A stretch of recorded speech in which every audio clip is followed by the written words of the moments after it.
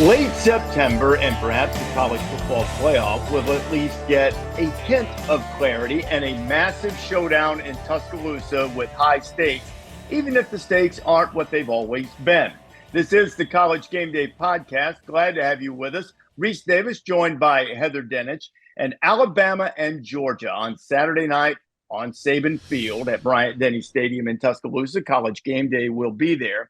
And this is a rivalry, Heather, that is born of excellence, not born of tradition. They aren't historical rivals. They, for many years, rarely played, even in the regular season. And then once the SEC went to divisions, they only played on the occasional crossover game. But they've met often. In fact, 5 of the last 6 meetings have had a major trophy on the line, either the SEC championship trophy or the national championship trophy. Georgia has been dominant in every phase of college football save one, Alabama. In the last 51 games, Georgia has lost twice, both times to Alabama. They've cost them untold championships dating back to 2012, cost them an SEC and maybe a national championship, cost them a national championship in 17, cost them a shot at a three-peat last year, and cost them the SEC in 2021. In short, no one has cost Georgia more than Alabama in this era. And now you have this big twist. Instead of the familiarity of Nick Saban against Kirby Smart, now you have Kalen DeBoer and his regime coming in, and Kane Womack as the defensive coordinator and Nick Sheridan running the DeBoer system as the offensive coordinator. And it really brings a different type of feel to the game that we're going to see on Saturday night. But we are seeing a matchup of 2 top 4 teams, which is pretty familiar, Heather.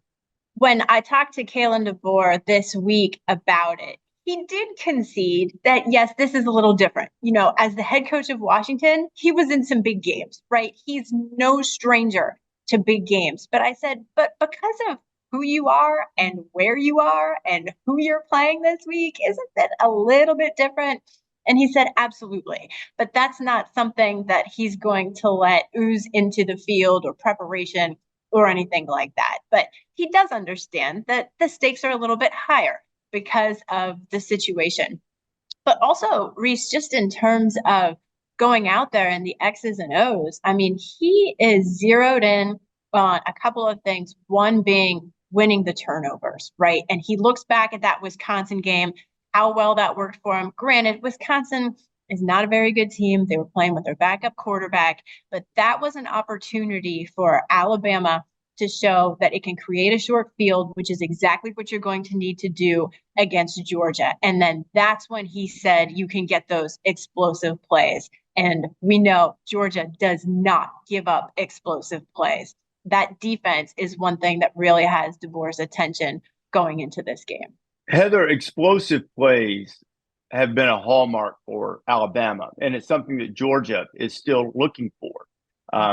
Saban has on College Game Day referred to Alabama as a big little team, meaning that there are big plays on offense, but there are also a lot of negative plays or nothing plays, little plays.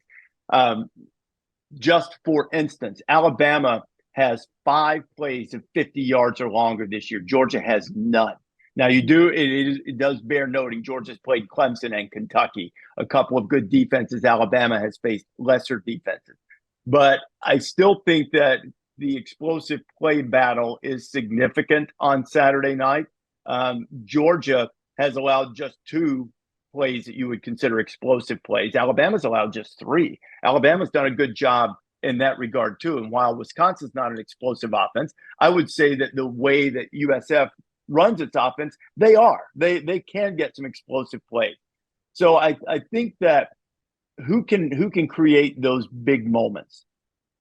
Who can rip off chunks of 30, 40 yards? Because both of these defenses figure to be extraordinarily difficult to move the football consistently against. You may get a drive or 2, 8, 9, 10 plays, something like that. But typically doing that against these two is extraordinarily difficult. And one of the things that Alabama did well last year defensively, and I realize scheme's different and all of that, they didn't really let Georgia run the ball. And Alabama was able, through some plays with Jalen Milroe's legs and to get a few explosives here and there. That was really a big difference in the SEC championship game meeting a season ago. And some of those schemes are different. Some of the players are back, most notably Jalen Milroe. Well, and I talked to DeBoer about Milroe, and he's talked about how he's grown as a leader, but he made a really good point because we know Milroe can make plays with his legs. We know he has that deep ball capability, right?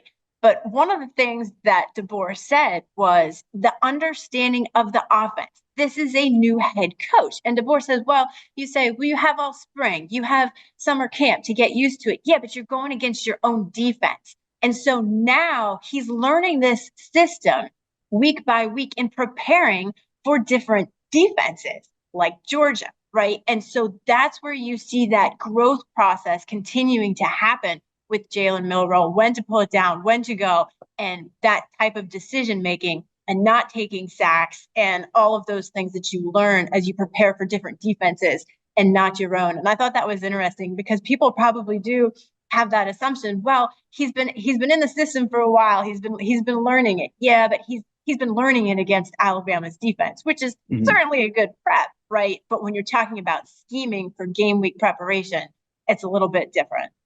And he's seen the looks the other teams have presented, including Georgia, in the context of facing scout team defenses, which the speed of the game is obviously going to be different from.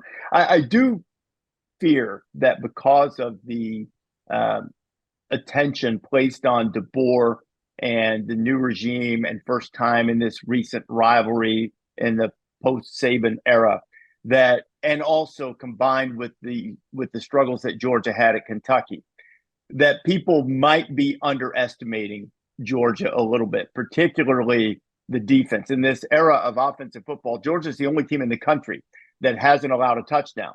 And they've also been a little banged up on defense. I mean, Michael Williams, just started running, I think, a week or so ago. He had an ankle against Clemson. Tate Ratledge, their offensive lineman, has had tightrope surgery on his ankle after the Kentucky game. So Georgia's also a little bit of a knee sprain, I think. So Georgia's perceived to be a little banged up. They're perceived to have these questions on offense after struggling against Kentucky and in the first half against Clemson. My feeling on this, Heather, is that way too much is being made of this. In the AP poll, I do have Texas number one because I think they've earned it. But prior to that, I had Georgia number one. And nothing has changed to me, in my belief, that the most complete roster and the best overall team, all facets, all due respect to Ohio State, is Georgia. So I still think that they're, however you want to define best team, maybe not having played to its capabilities every time out this season, but still best team, Georgia. And I imagine Georgia is going to step onto Saban Field Saturday night, intent on proving that now that the GOAT's gone, we might have won a couple of championships, but now we're really running this place. And I think that Georgia's going to come in with a real attitude on Saturday night. This is a fascinating conversation to me because I don't know that Georgia's the best team, and I don't know that you can say that. So I agree with you 100%. I've got Texas number one, Georgia 2, Ohio State 3 this week. But when you look at Ohio State's roster, you look at their depth at running back, when you look at the Texas quarterback room, which is so good, you have a Manning at number 2, and it's so deep that you could be down 3 scholarship running backs going into Ann Arbor, Michigan, and still walk out of there and whoop the defending national champs. So I think the best team is yet to be determined based on what we've seen so far. Georgia's offense is different, but I agree with you 100% that they are going to go in there with a vengeance. And I do think people are underestimating them because of what we saw against Kentucky, which was just a pedestrian performance, quite honestly. Mm-hmm. And yes, as much as we talk about how hard it is to win on the road in every SEC venue, this is an average at best Kentucky team. Let's just lay that out there for what it is. They weren't going in there against Texas or Oklahoma on the road or something, okay? So we need to see some progress, I think, at least in my mind, before we elevate them to that standing. But I agree with what you're saying about the intangibles 100%. I'll tell you why I think it, and we'll find out if it's true or not. Because the best team doesn't always win; it's the team that plays the best, right?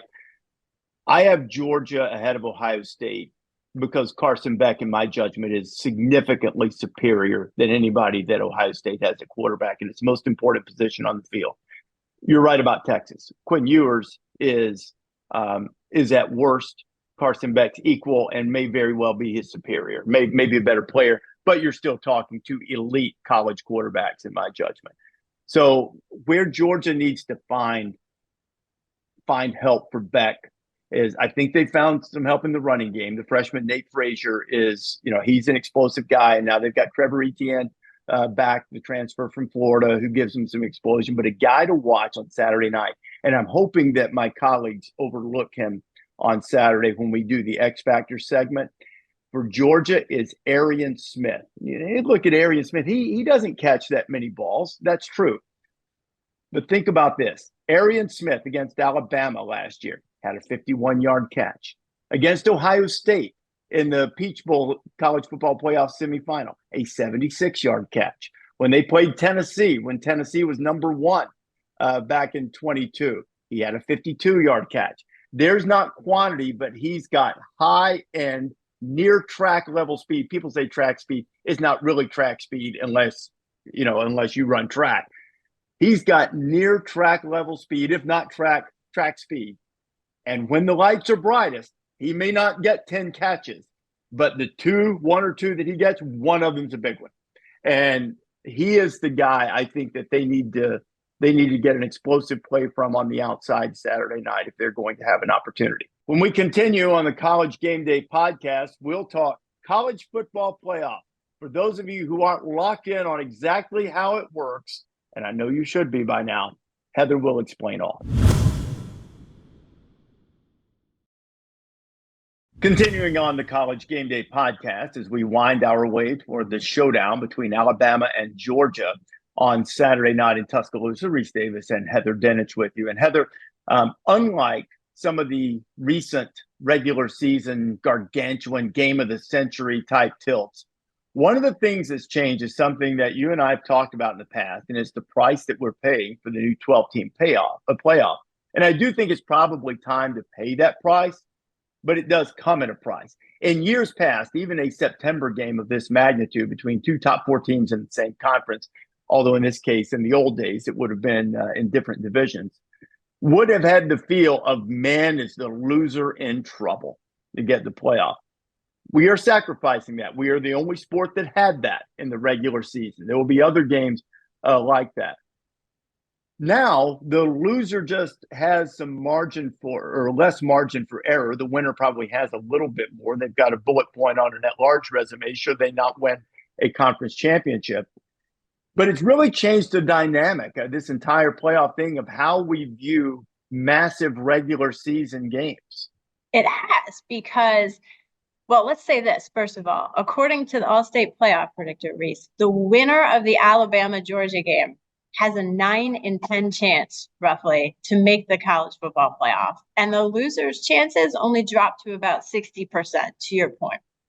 But the question, I think, for the selection committee this year, Rece, is do they reward teams from the SEC and Big Ten who have multiple losses but played a far more difficult schedule than a team with fewer losses from another conference, right? And that's the argument that you're going to be here moving forward, I think, from Big Ten and SEC leaders is, hey, wait a minute.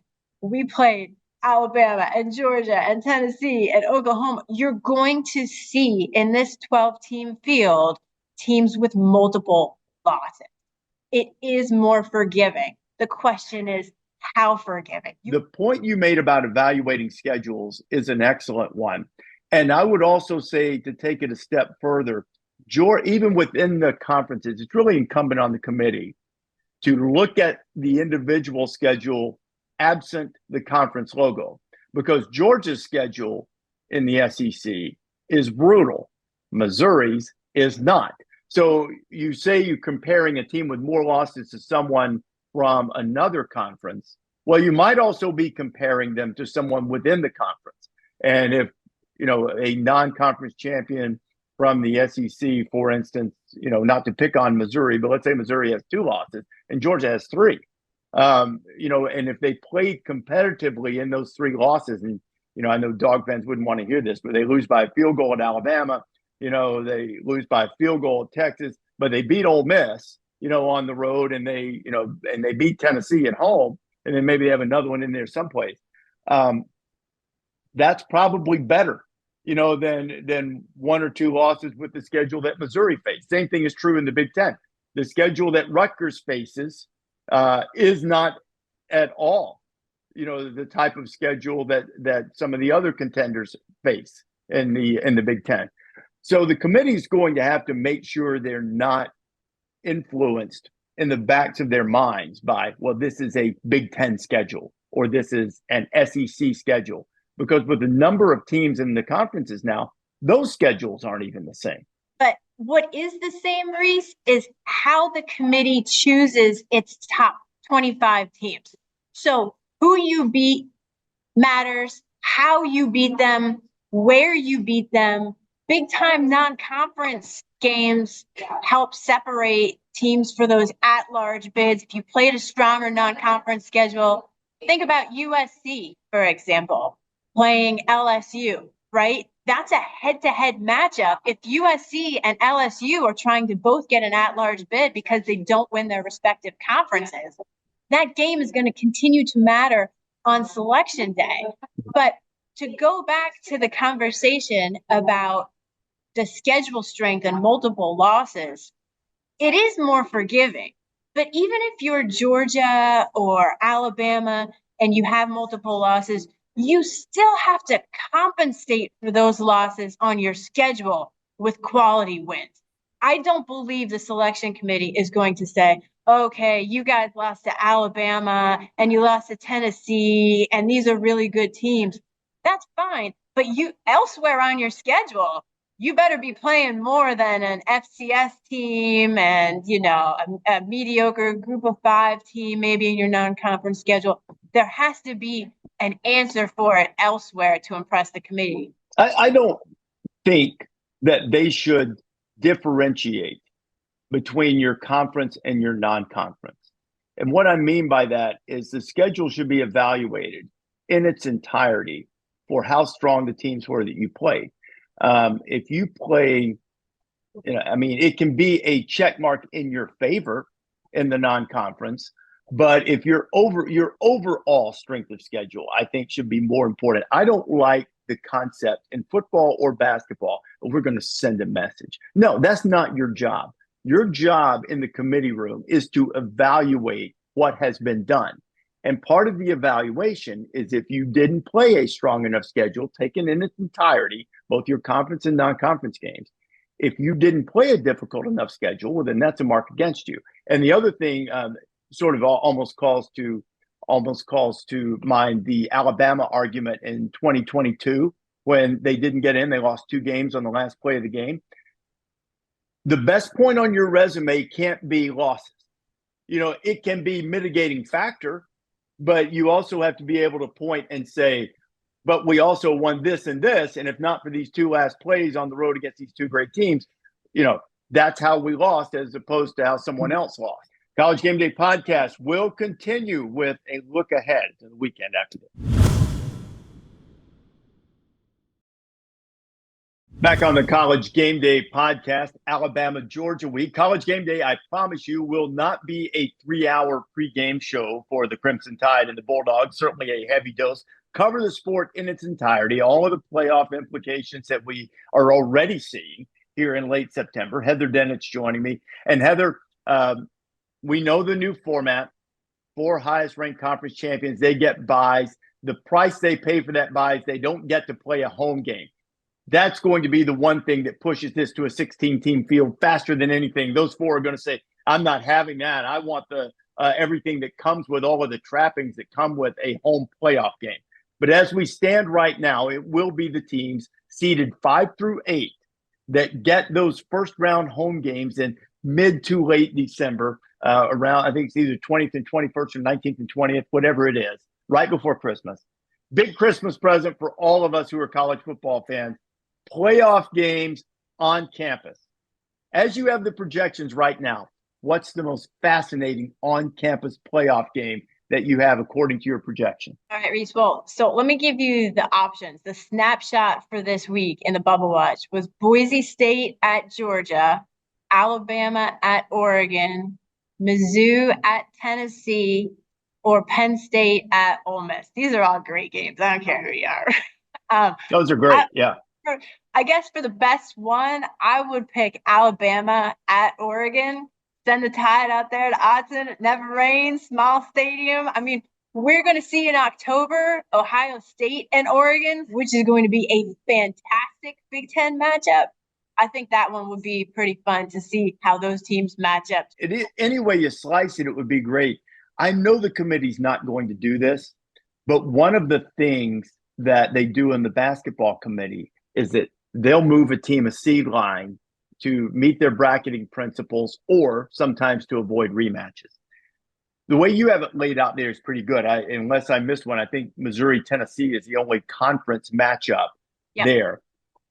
I don't want them to mess with it too much, but if it's close, I hope they'll send that thing back into the hopper, into their process where they, have the ranking step and all of that. They take the 6 teams, get it to 3 with the ranking step, and then they bring 3 more in. I hope they do it again to see if they can avoid rematches, because the one thing we don't want is to see 3 of those games that we've already seen. Now, if there are 2 conference teams that haven't played, it's okay. Or if it causes too much chaos elsewhere, we'll have to live with it. I don't mind a little gerrymandering if we need to in order to get some fresh matchups, because you're still splitting hairs about whether a team is really 6 or 7. Probably where you would take exception is if it costs someone a home game. That's probably not fair. Beyond that, you're going to move a team from 10 to 11 in order to avoid a rematch, or 9 to 10. I'm good with that. I hope they do it, actually. And we'll get a great lesson in just how special the regular season is in college football. Saturday night on ABC in Tuscaloosa. Game Day will be there in the morning, and then we'll be there for a pregame show and a halftime show. A major event between the Crimson Tide and Bulldogs. Hope you'll tune in to Game Day Saturday morning, 9 Eastern time. Thanks for listening to the College Game Day podcast. Thanks to Heather for coming on as well. We encourage you to subscribe to the podcast so you never miss a single syllable that we talk about in college football, or download wherever you prefer to get your podcast.